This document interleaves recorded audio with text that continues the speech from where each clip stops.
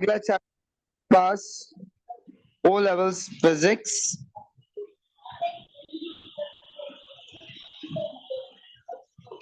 5054 start करते हैं जी। Mass, weight, density and volume.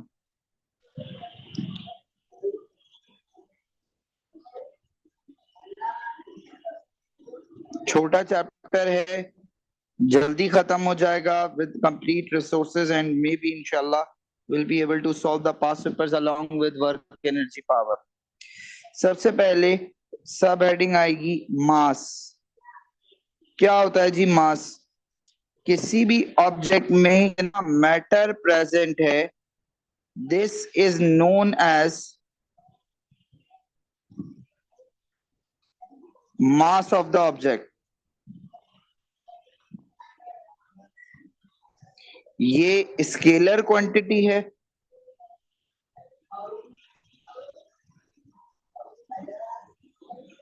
और इसका जो यूनिट है वो किलोग्राम्स है।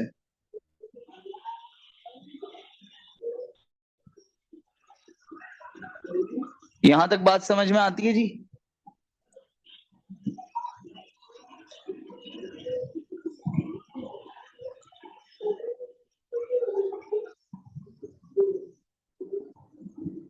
Mass remains unchanged.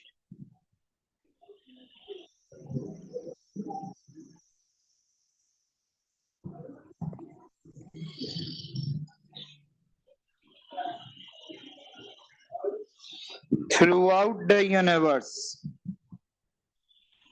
पूरी यूनिवर्स में आप कहीं पे भी चले जाएं, आपका मास कभी चेंज नहीं होगा।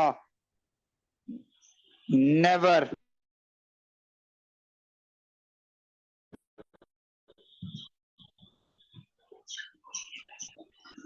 क्या ये बात समझ आती है?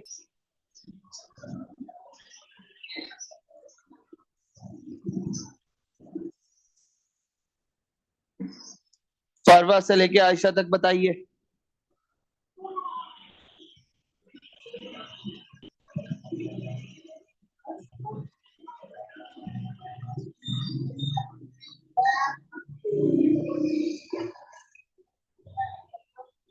फिर बात करते हैं वेट की।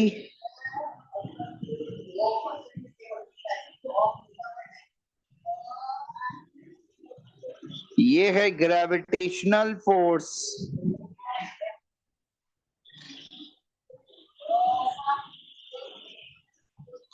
experienced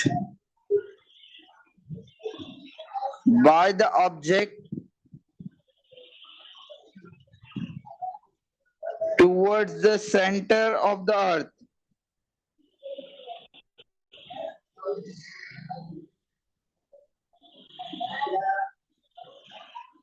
इसका फॉर्मूला है W is equal to mass times gravity.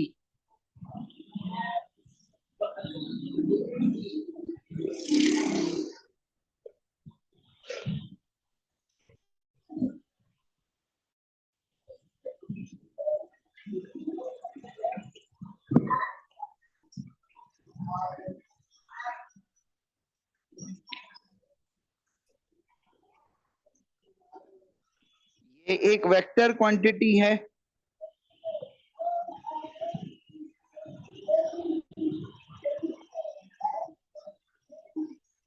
जिसका SI यूनिट है न्यूटन। वेट चेंज हो सकता है और ये वैल्यू ऑफ ग्रेविटेशनल फोर्स के प्रोपोर्शनल है।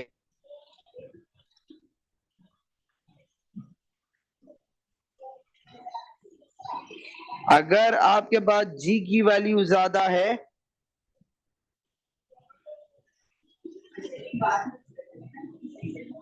अगर ये वैल्यू ज्यादा है तो आपके पास वेट ज्यादा होगा। अगर ये वैल्यू कम है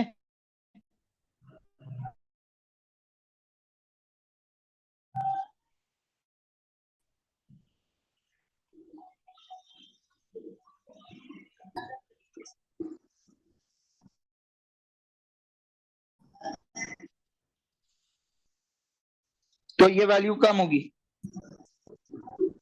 यस या नो में जवाब दीजिएगा प्लीज।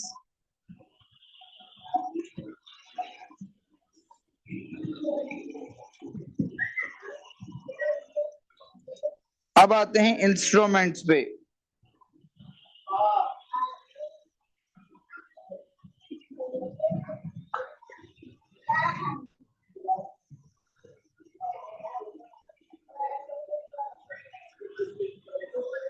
अगर आपको मास मेजर करना है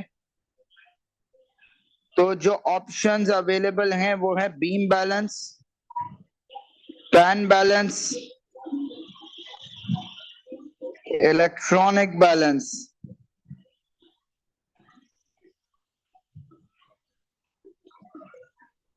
लेकिन अगर आपको वेट मेजर करना है किसी ऑब्जेक्ट का तो आपके एक ही ऑप्शन है, that is newton metre. Clear जी? सफी, इब्राहिम, आयशा,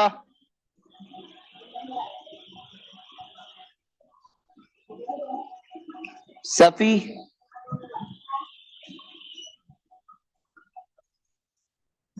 ओके। अब आते हैं हम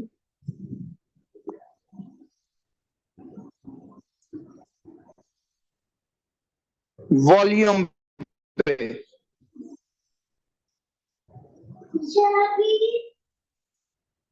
वॉल्यूम की डेफिनेशन है space occupied by an object, कि कोई भी चीज कितनी स्पेस ऑक्यूपाई कर रही है, this is known as volume.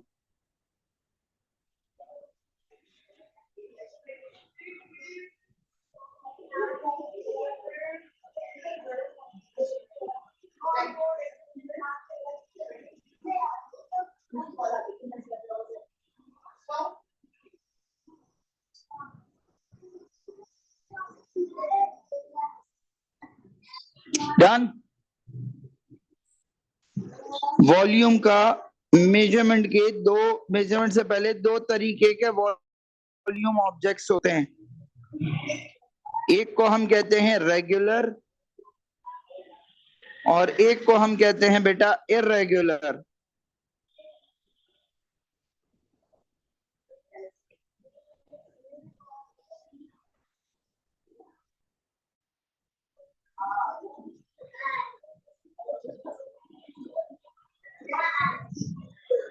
आपके पास इर्रेगुलर मेजर करने के दो तरीके हैं। एक बहुत मशहूर आर्शिमेडीज प्रिंसिपल,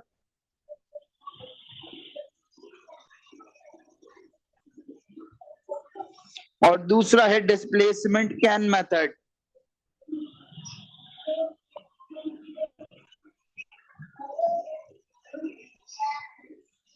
यहां तक बात समझ में आती है जी?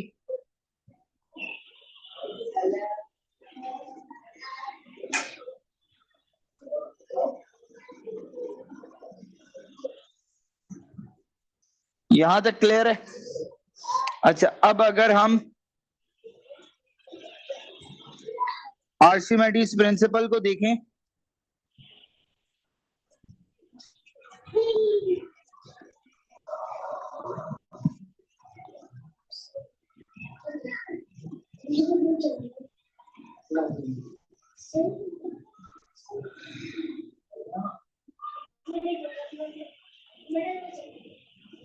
it is a mechanism or methodology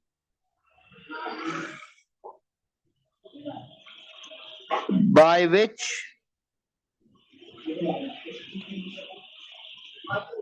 both regular or irregular objects volume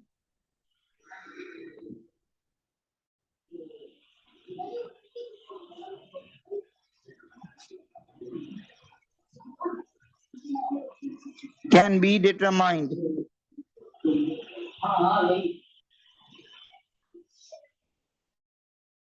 दोनों चीजें हो सकती हैं आपसे। अब ये काम कैसे करता है, वर्किंग क्या है?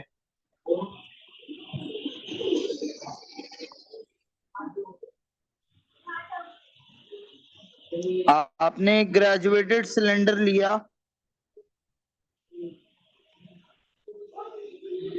और इसमें पानी भरा. This level is known as V1. Yes.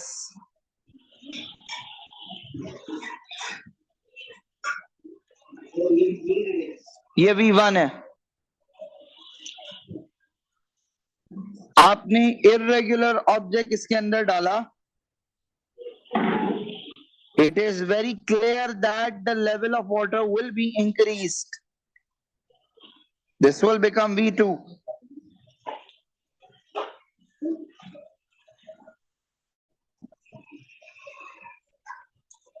Now, if we subtract the two values, the answer represents the volume of the cylinder or regular object. क्या ये बात समझ में आती है? Is this clear?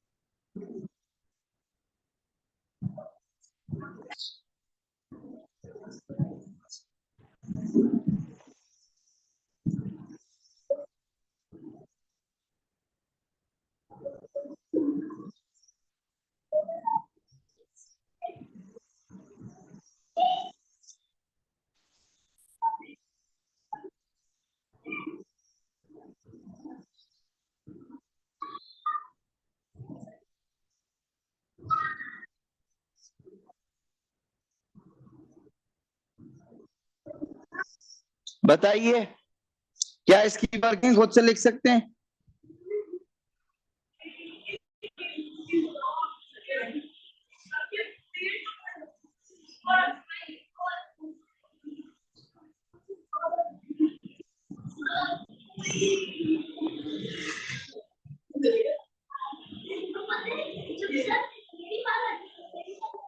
Done?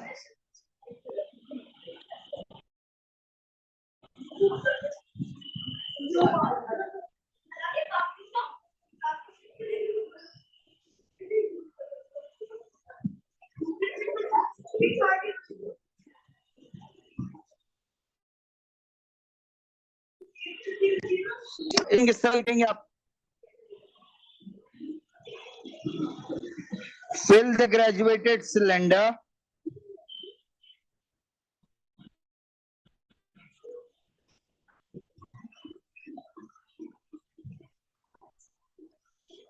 up to a particular level.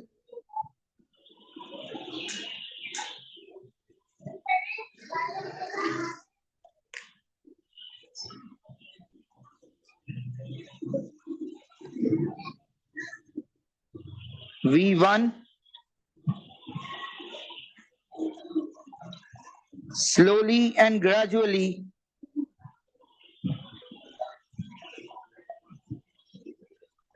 immerse the irregular object या object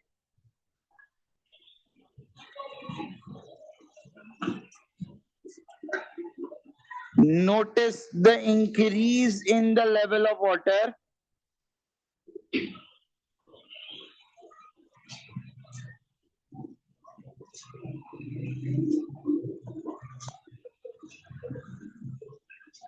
the new level is termed as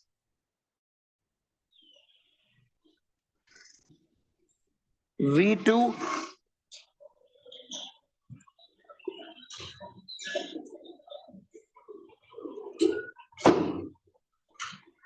Subtract the two values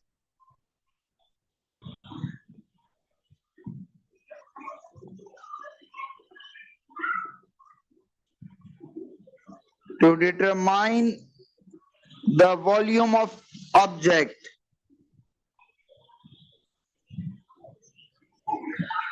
क्या जो समझाया लिखा सेम है?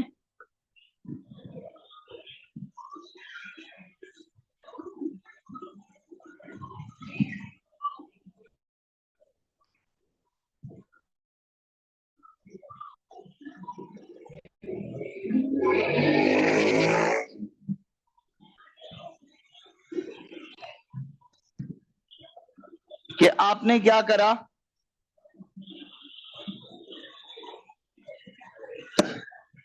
आपने ग्रेजुएटेड सिलेंडर लिया।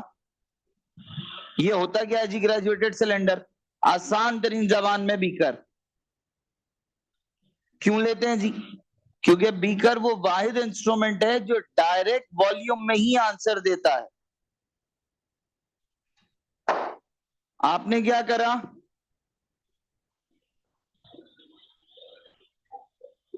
आपने पानी का एक पर्टिकुलर लेवल तक भरा, इसको कहा V1। इरेगुलर ऑब्जेक्ट या ऑब्जेक्ट इसके अंदर आहिस्ता से इमर्स करा, पानी का लेवल बढ़ जाएगा।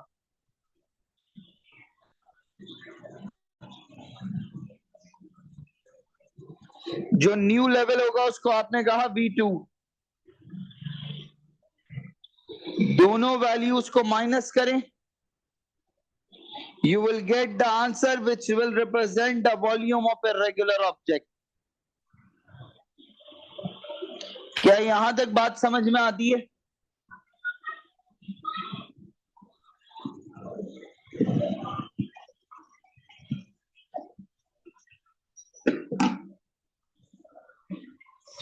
इंडिविजुअल रिस्पॉन्ड करें बेटा।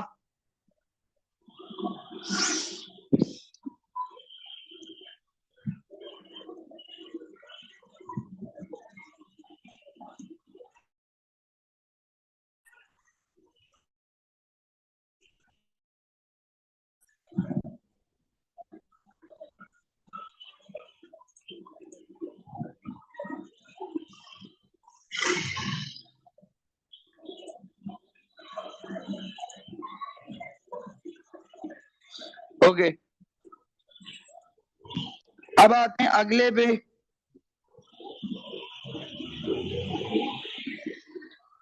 Displacement can method.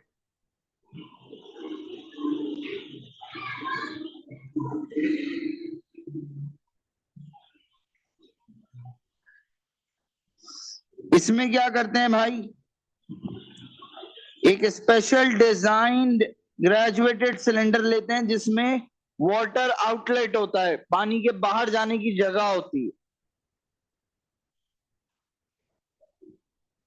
इसके साथ आपने एक बीकर और रखा, आपने बिल्कुल कॉर्नर तक पानी भरा। एक सेकंड रुकिएगा।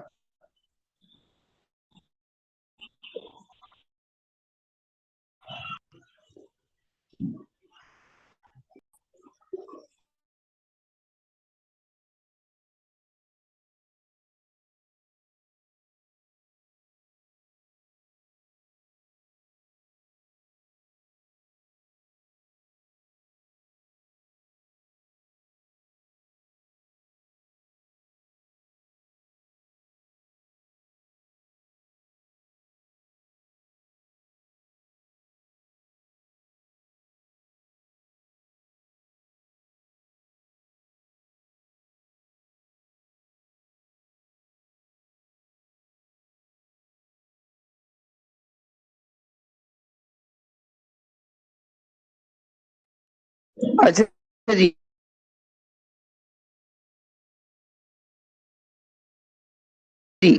आपसे क्या कह रहा है वो? आउटलेट है जिससे पानी बाहर आ सकता है। आपने बिल्कुल एंड तक पानी भरा, फिर क्या करा आपने? आपका जो इर्रेगुलर ऑब्जेक्ट था उसको निहायत सुकून से आपने इसके अंदर स्लाइड करा। जब आपने ये स्लाइड करा तो पानी बाहर जाएगा। तो अब आपने जो पानी बाहर गया है उसको कलेक्ट कर लिया। वो जो वैल्यू होगी, वो जो आंसर होगा, वो रिप्रेजेंट करेगा volume of a regular object को। बताइए, ये बात समझ में आती है?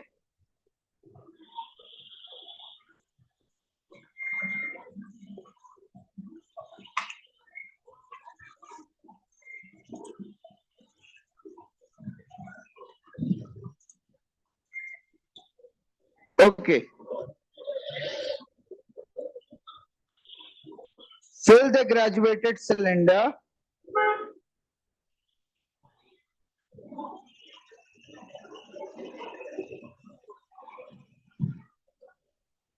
with water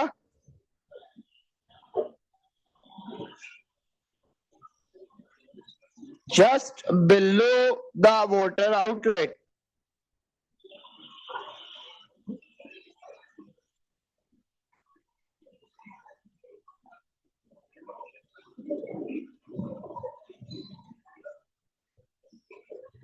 फिर क्या करा आपने? immerse the irregular or regular object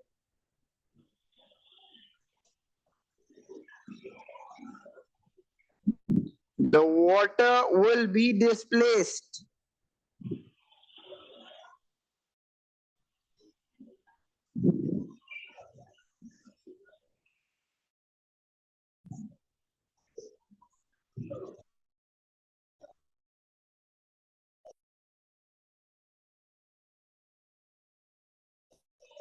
Collect the displaced water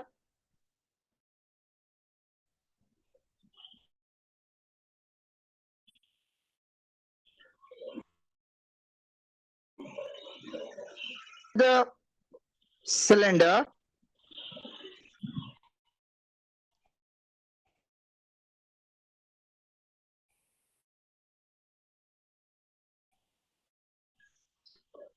बेटा ये पूरी पीडीएफ आपके पास आ जाएगी। will be the volume of फिर आते हैं जी डेंसिटी पे। डेंसिटी रिप्रेजेंट करते हैं रॉ से, ग्रीक सिंबल है।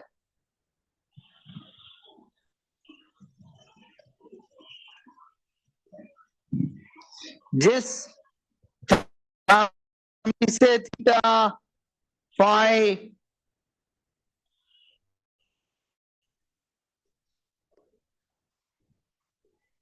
और ये आ रहे थे, उसी फैमिली से हैं ये।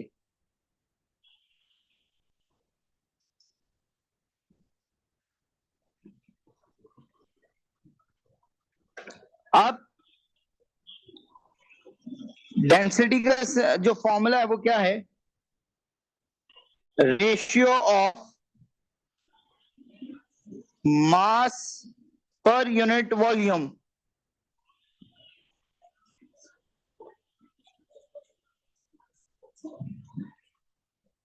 Raw is equal to M upon we.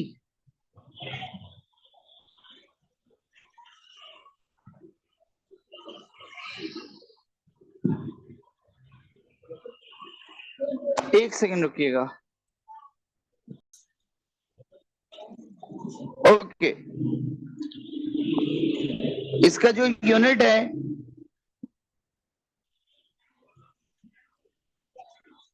वो है आपके पास kilogram per metre cube.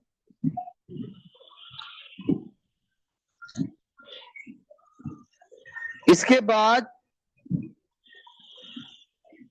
Centre of mass अगली हेडिंग है आपकी।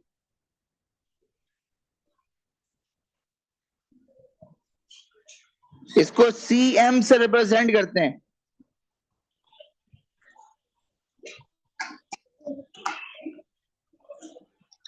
सेंटर ऑफ मास क्या है? एक ऐसा पॉइंट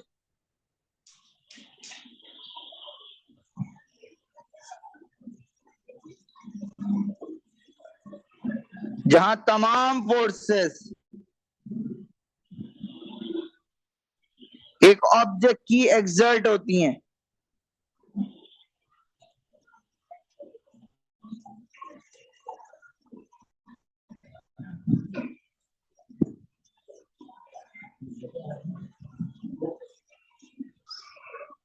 अब अगर आपको रेगुलर ऑब्जेक्ट दिया जाए तो आप उसका ज्योमेट्रिकल सेंटर निकाल सकते हैं, लेकिन अगर कोई इर्रेगुलर ऑब्जेक्ट हो तो आपके पास एक पूरा एक्सपेरिमेंट है जो आपको लिखना पड़ता है।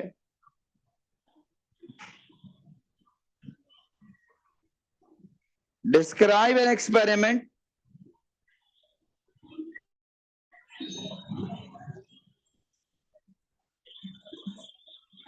to determine the position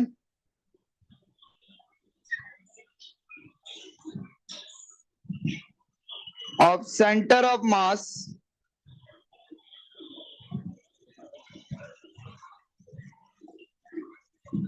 by lamina method.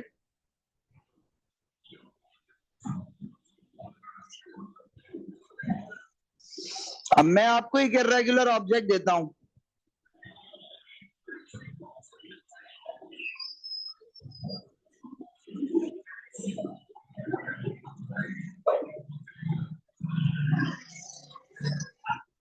ये एक इर्रेगुलर ऑब्जेक्ट है।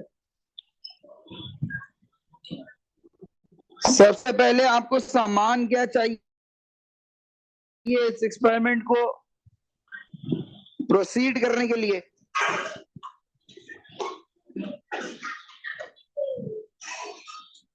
इर्रेगुलर ऑब्जेक्ट जिसको लैमिना भी कहा जाता है।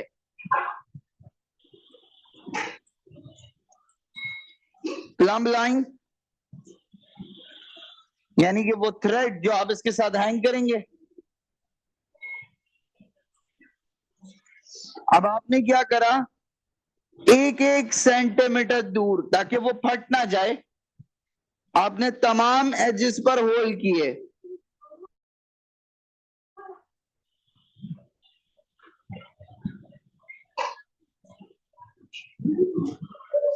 और इसको लेबल कर दिया।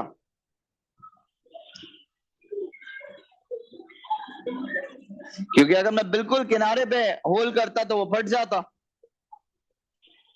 फिर आपने क्या करा, एक स्टैंड लिया और इसको हैंग कर दिया by a particular hole, let's say A. Plumb line होती है, एक छोटी सी थ्रेड होती है और उसके साथ कुछ छोटा सा मास लगा हुआ होता है। इसको यहां से हैंग करा और एक लाइन बना दी, स्ट्रेट लाइन खींच दी इस पे। फिर दूसरे से होल से हैंग करा, दूसरी लाइन खींच दी। तीसरे होल से हैंग करा, तीसरी लाइन खींच दी। जितने होल थे उनके लिए आपने ये रिपीट किया।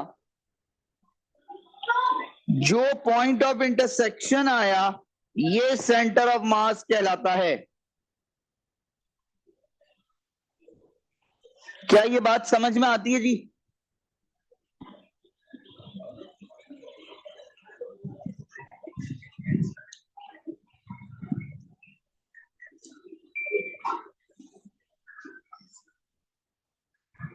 सफी, वली, समीर, मुजम्मिल, इब्राहिम। अच्छा, समीर क्या करा आपने कि होल से हैंग करके लाइन बनाई, फिर निकाला, दूसरे होल से हैंग करा, दोबारा लाइन बनाई, तीसरे होल से हैंग करा, तीसरी लाइन बनाई।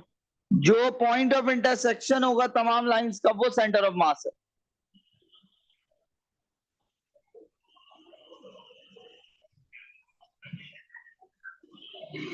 अगला है आपका फैक्टर्स अफेक्टिंग स्टेबिलिटी।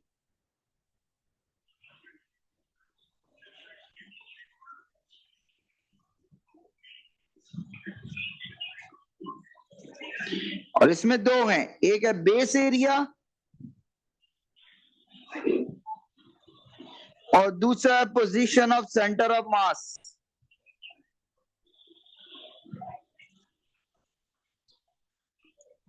अगर हम बेस एरिया की बात करें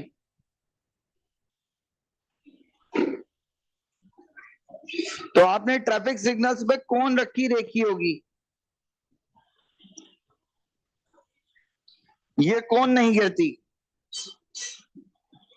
लेकिन अगर मैं इसी कोन को ऐसे रखने की कोशिश करूं तो ये 1 मिनट भी नहीं टिकेगी और गिर जाएगी। वजह, इसका बेस एरिया ज्यादा है तो स्टेबिलिटी ज्यादा है, इसका बेस एरिया कम है या ना होने के बराबर है तो स्टेबिलिटी कम है। क्या ये बात समझ में आती है?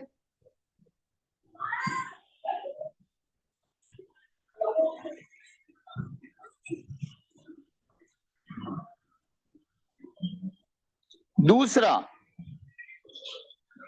इसका सेंटर ऑफ मास नीचे है तो ये ज्यादा स्टेबल, इसका सेंटर ऑफ मास ऊपर की तरफ है तो ये लेस स्टेबल। क्या ये बात समझ में आती है जी? इसके टॉपल होने के चांसेस ज्यादा, टॉपल कहते हैं उलटना।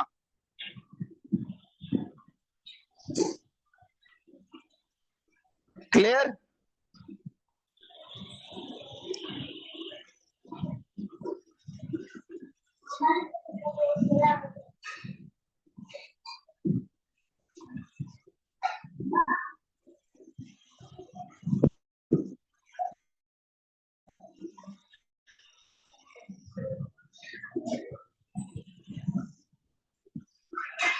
डन? क्या ये बात समझ में आती है जी?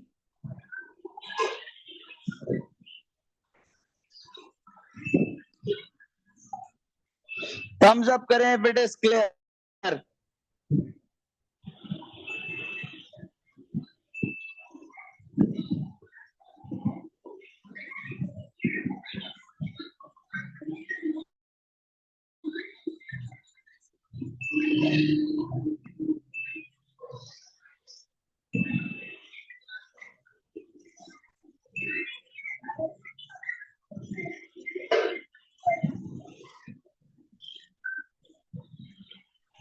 सवालात शुरू करते हैं जी।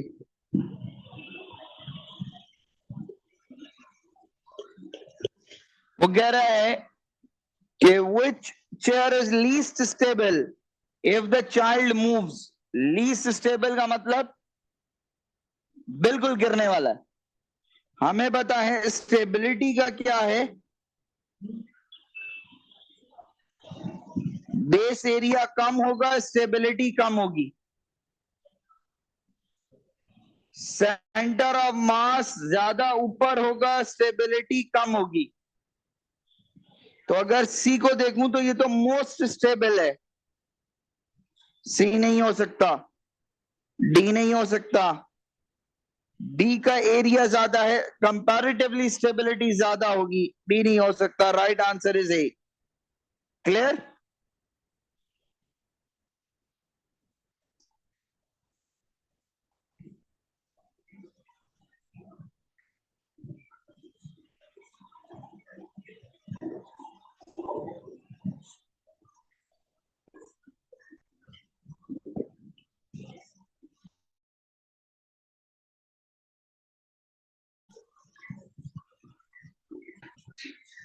अब वो क्या कह रहा है, measuring cylinder contains 20 centimetre cube of water, a stone is placed in the water and the water level rises।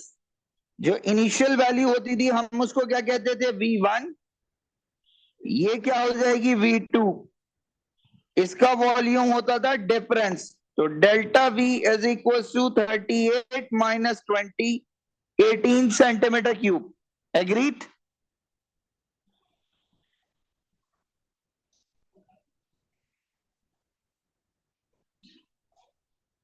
आगे चलें जी।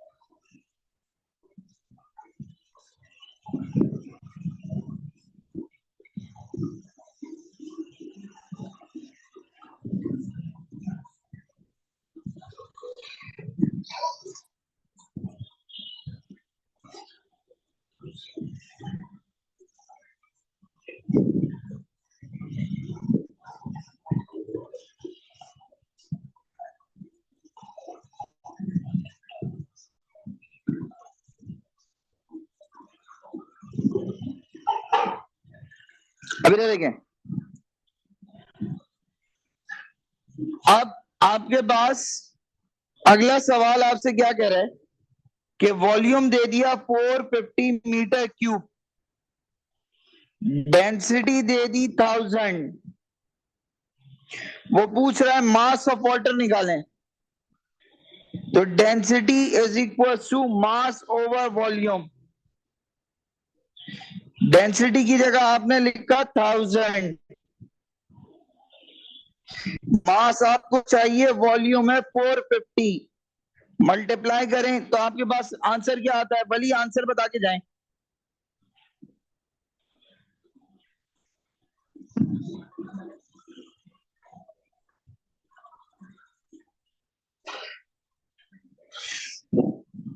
कितने जीरो हैं तो नजर भी नहीं आ रहा। 1 2 3 4 जीरो मुझे लग रहा है। नहीं, गलत।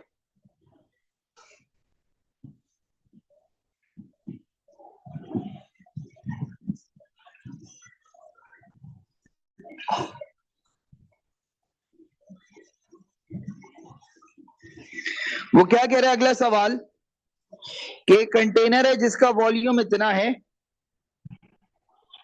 वाटर की डेंसिटी इतनी है, मास ऑफ वाटर बताएं।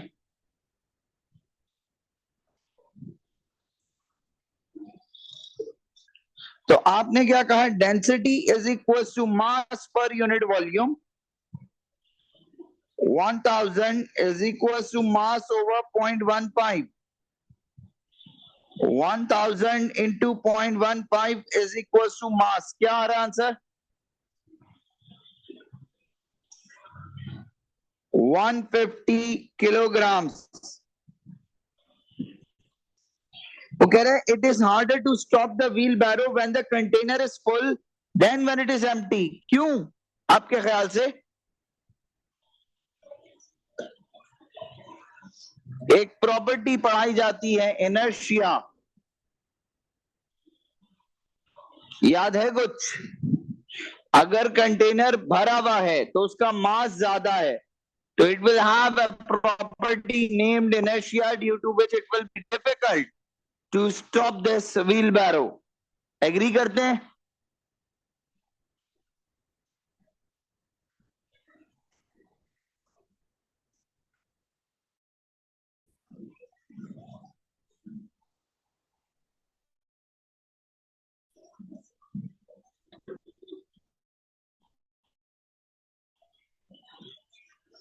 आपके पास लिखना शुरू करें। When the container is completely filled,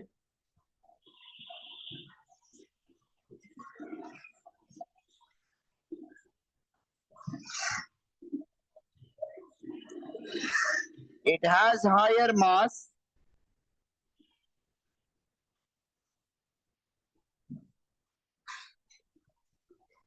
due to which it has inertia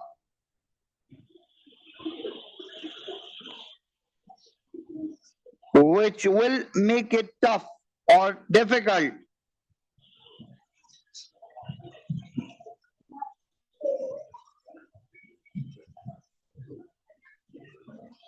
to stop the barrow.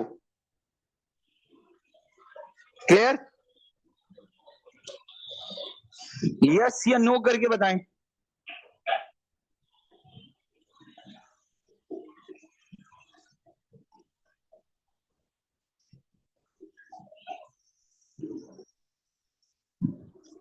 आगे चलते हैं जी।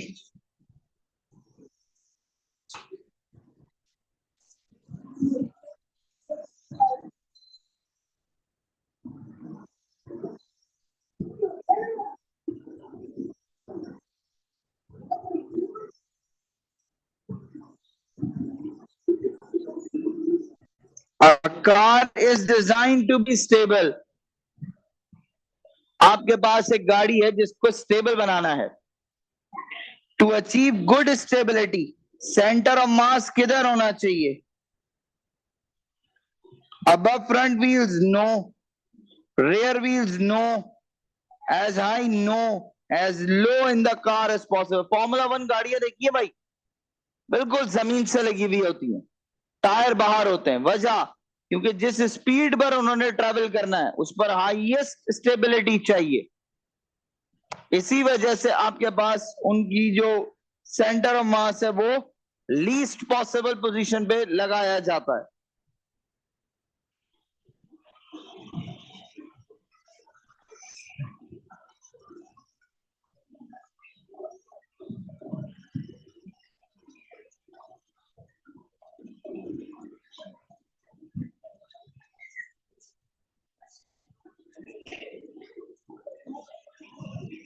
A stone has a mass of 390 grams and density 2.7. Cooking oil has a density of this.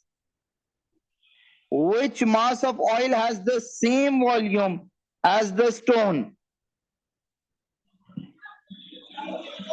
Tricky question है जी.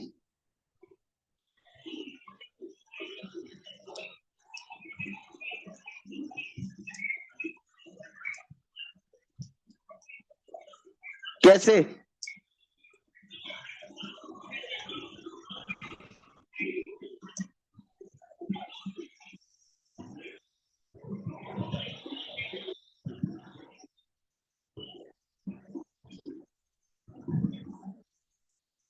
Eight का ए है समीर.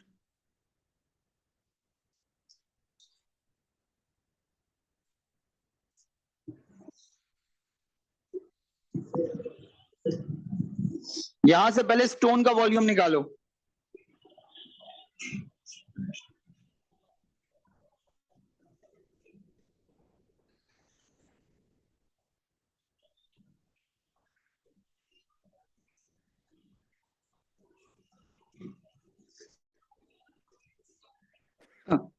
जब stone का volume आ गया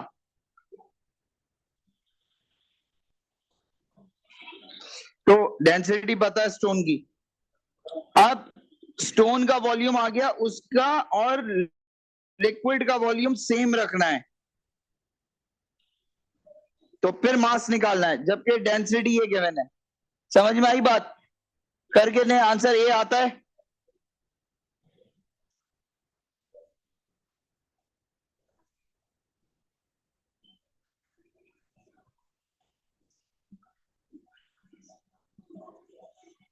बताएं आंसर ए आया है या नहीं?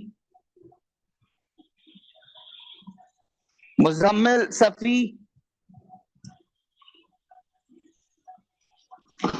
समझ नहीं आया, दोबारा देख लें.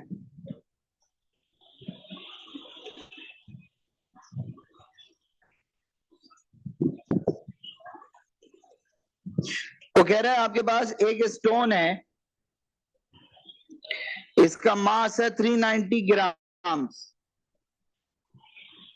और इसकी डेंसिटी है 2.7 ग्राम पर सेंटीमीटर क्यूब. मुझे वॉल्यूम नहीं पता. वो कह रहा है एक और लिक्विड है, ऑयल है, जिसकी डेंसिटी है 0.90. मुझे वॉल्यूम ऑफ स्टोन और इसको बराबर करना है,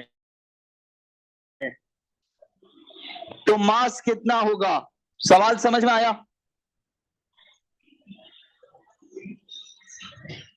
The right answer is A. Muzammil group पे वो शेयर कर दीजिएगा वर्किंग. आगे चलें. A man uses clay to make a pot.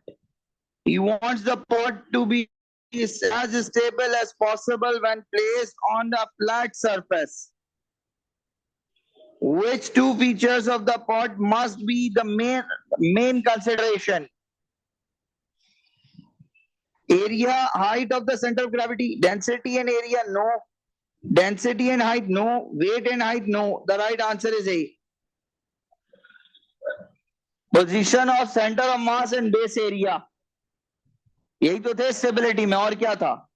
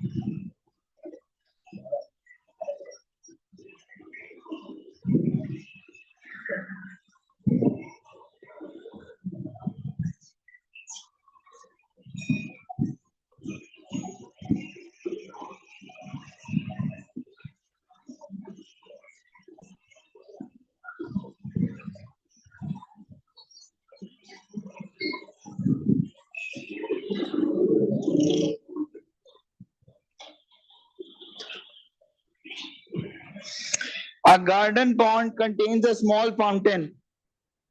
An electric pump in the water causes the water to rise above the surface. What is meant by pressure? गौर से देखो, pressure italic है. It means you have to write down the definition. तो क्या लिखोगे? कि for solids, it is defined as force applied per unit contact area. Clear? Explain why the pressure below the surface of the water increases with depth. आपको formula पता है, pressure is equal to rho g delta h. जब delta h और pressure directly proportional है तो pressure बढ़ेगा जब depth बढ़ेगी ना. क्या ये बात समझ में आती है?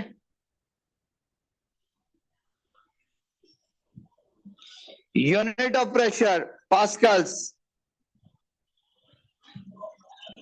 Energy changes kinetic to potential plus thermal. Agreed?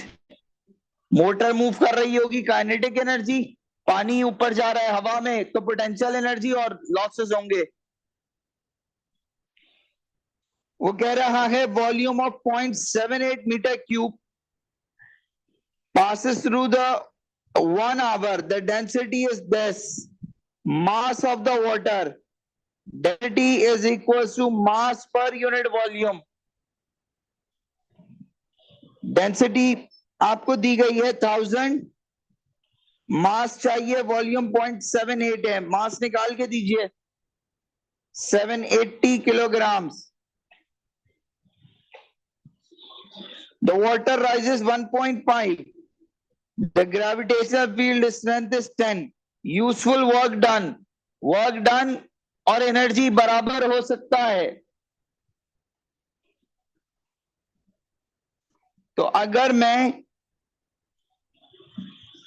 Work done निकालूं, फोर्स इनटू डिस्टेंस, फोर्स की जगह वेट यूज करूं, 780 मल्टीप्लाई बाय 10. क्यों? वेट का फॉर्मूला होता है मास इंटू ग्रेविटी. तो मैंने 780 किलोग्राम्स को 10 से मल्टीप्लाई करके वेट में कन्वर्ट कर दिया इंटू 1.5. तो आंसर क्या आता है बेटा मेरे पास?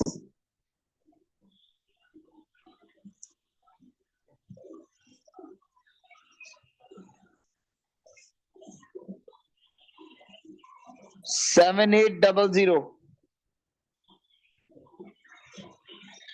क्लियर?